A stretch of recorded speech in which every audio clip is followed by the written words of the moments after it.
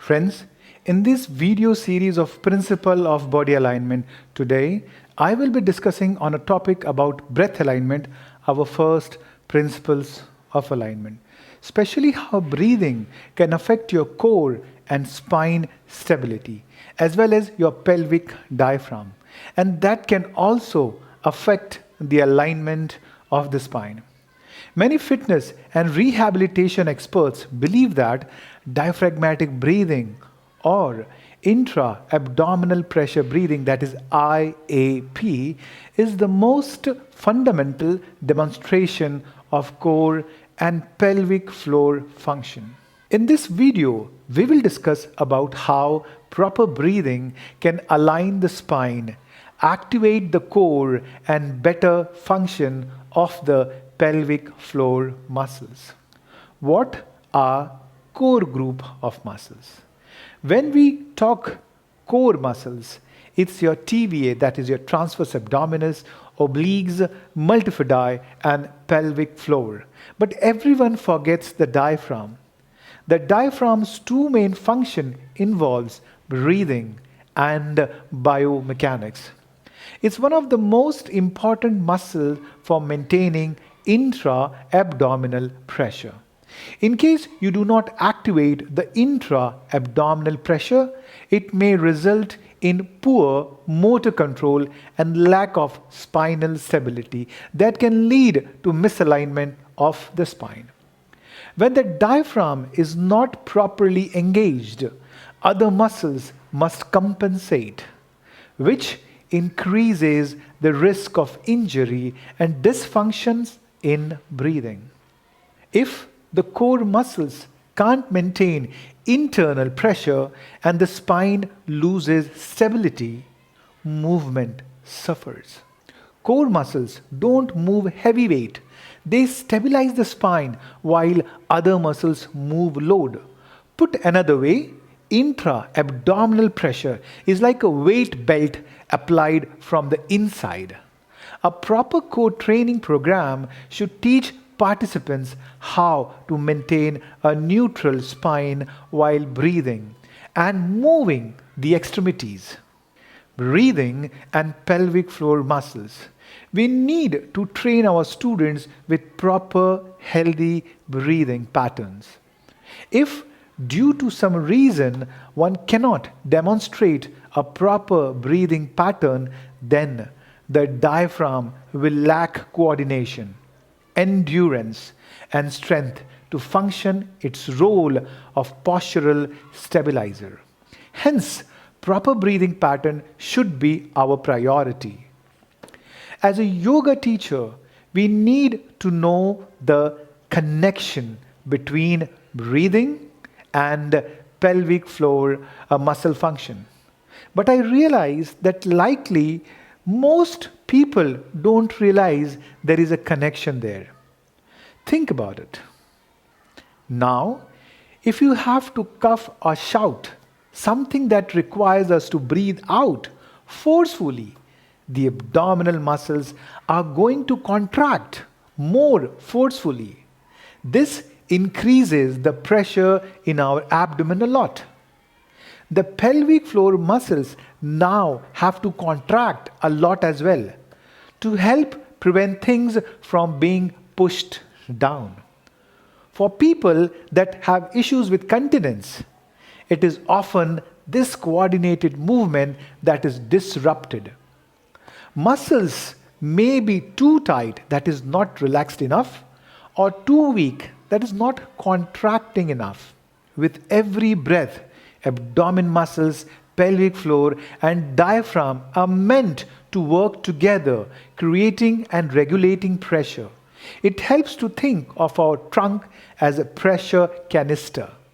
On an inhale, the diaphragm lowers, exerting pressure out into abdominal wall and down on the pelvic floor.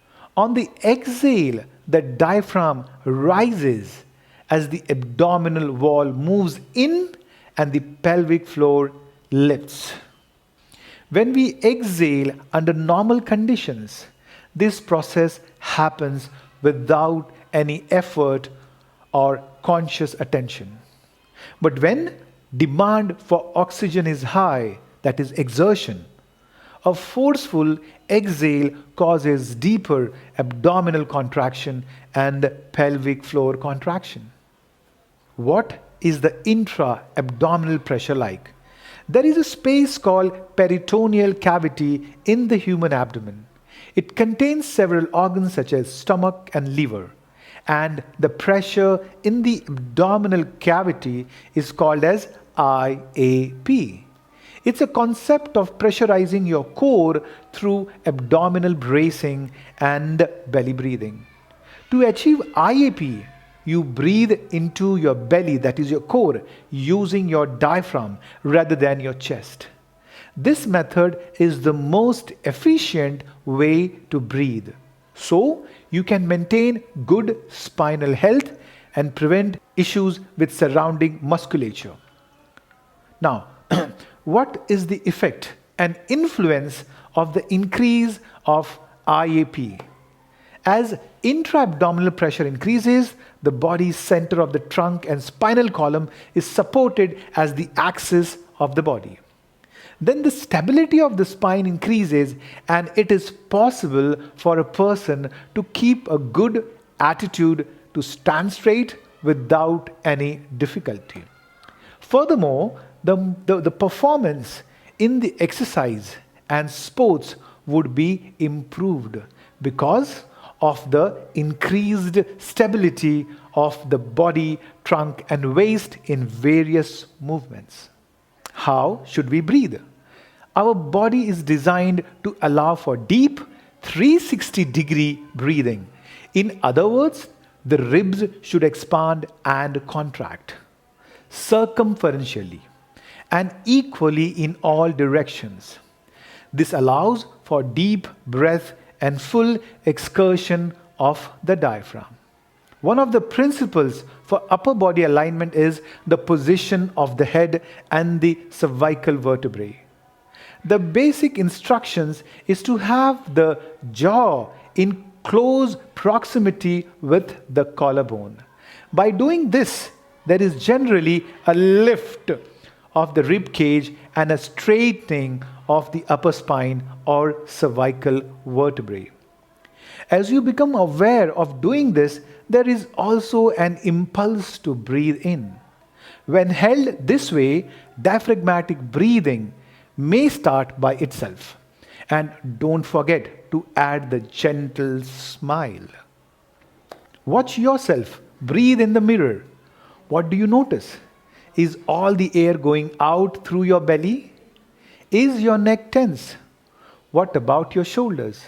Are they rising? Do your ribs move out to the sides and back? Or do your ribs not expand and contract at all? Deep breathing while using the rib cage, abdomen, and diaphragm activates our vagus nerve, helping us move into a calmer parasympathetic, that is your rest and digest state.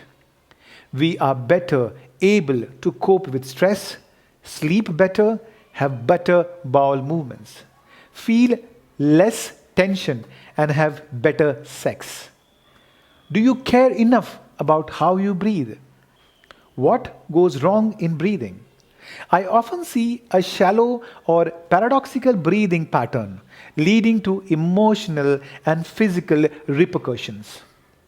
In a shallow breathing pattern, we use accessory muscles in our neck and chest that weren't designed to direct our breathing.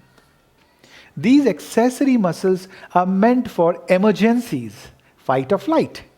Shallow breathing places us in a sympathetic or heightened state, and our body feels anxious, ramped up, and threatened. How many times have we heard someone say, "Just breathe," or "Take a deep breath," when we were stressed or upset? Now you know why. Shallow breathing also increases our cortisol level and does not allow us to fully rest, leading to more stress and tension. Our bodies were never designed to use this breathing pattern for long periods of time.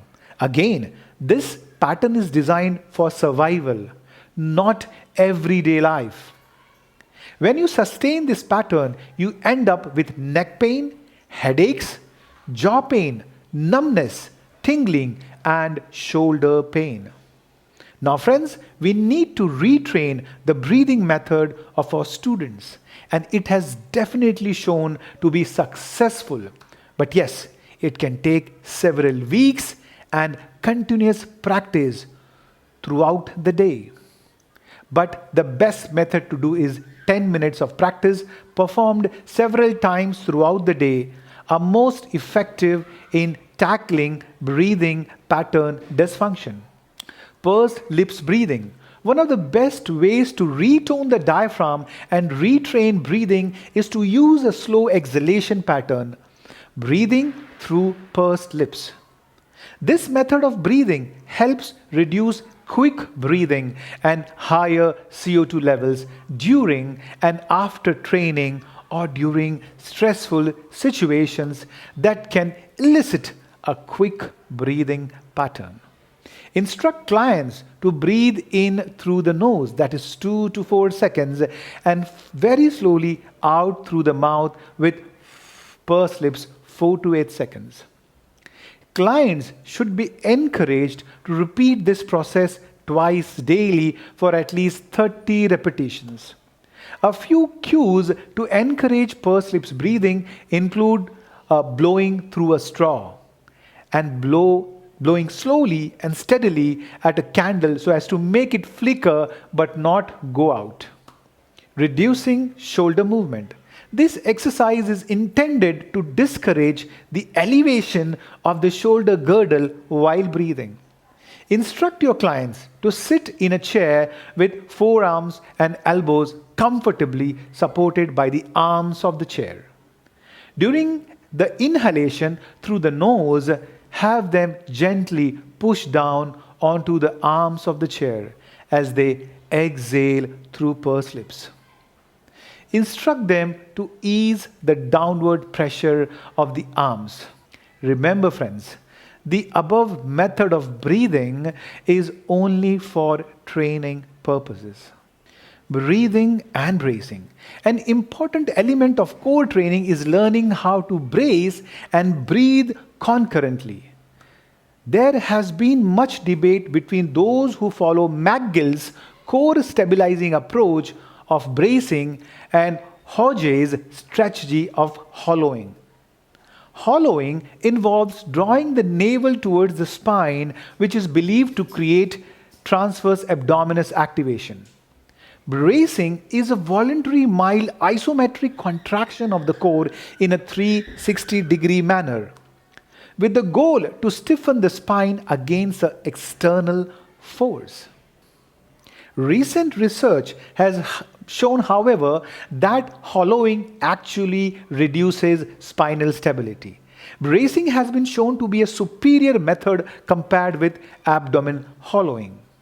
An important aspect of bracing is that it should be tailored to the demands of the task, and breathing should remain continuous. McGill does suggest that in the cases of very heavy lifting or maximal exertion, that breath holding is appropriate. Strength and conditioning specialists should consider breathing pattern assessment and retraining for athletes because better breathing habits may positively affect core stability and ultimately improve the overall conditioning of the athlete. Here in this video, we covered the first part on the principles of body alignment, that is breathing. That is how breathing is important not only for the spinal alignment and stability but also core stability too, as well the engagement of pelvic floor muscles. Friends, in the next video, we will have some insight on cervical alignment, and let's try to understand anatomically in relation to the classical Hatha Yoga postures. Till then, take care, keep smiling. Namaste.